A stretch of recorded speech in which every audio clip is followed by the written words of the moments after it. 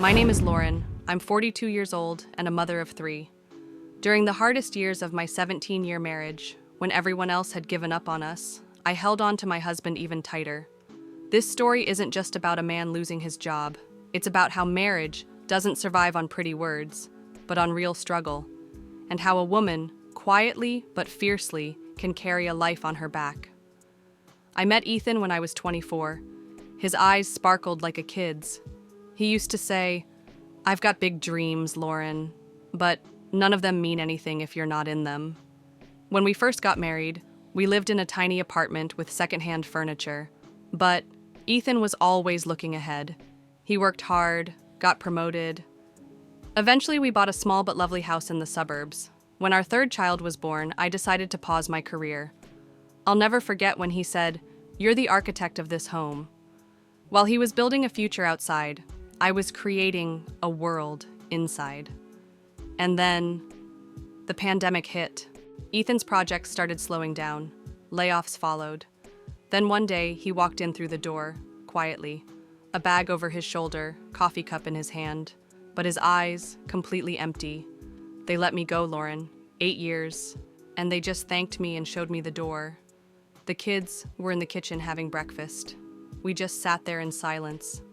And that's when I realized, sometimes the scariest thing you can hear isn't, "It's over." It's silence. That first week, Ethan woke up early and sent out resumes. The second week, he started sleeping in. By the third week, he stopped getting up at all. He wouldn't look me in the eye anymore. I found him sitting out on the balcony for hours, alone. One morning, holding a cup of tea, staring out the window, he whispered, "Lauren, when do you think the kids will start seeing me as their dad again?" That sentence shattered me. Ethan hadn't just lost his job, he'd lost himself. I told my family I was hoping for understanding, for compassion. What I got hurt just as deeply as Ethan's silence. My dad sat straight in his chair and said, "Sweetheart, you have to think about your kid's future. You can't stand by everyone who falls." Before I could say a word, my mom cut in. "Being a woman in hard times isn't about sacrifice. It's about logic. 1,000 pins in my heart. The man they were telling me to walk away from. I still loved him." That night, Ethan and I talked. For hours. I looked into his eyes and said, "I don't need a paycheck to believe in you. I need your heart. But please, stand up again, because I can't carry you all by myself anymore." He didn't cry, but he stayed next to me all night, didn't move. The next morning, in the kitchen, he looked up at me for the first time in days. I think I'm more ashamed of how you see me than anything else. But I had never loved him with shame. And somehow, that shame began to wake him up again. That day, I took action. I dropped the kids off at school and sat down at the computer. I rewrote Ethan's resume from scratch, reactivated his LinkedIn. I combed through job listings like my life depended on it.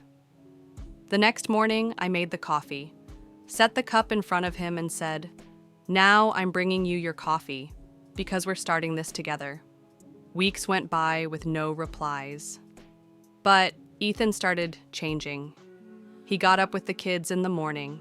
He stopped sitting on the balcony and started talking to me again about new ideas, little projects. One morning, I walked into the room and saw him scribbling in a notebook. "I think I've got an idea for a new software," he said. That notebook didn't just have code in it, it had a man being reborn. Finally, a company reached out for an interview. He had no idea what to wear. I picked out my favorite shirt of his, ironed it, and handed it to him.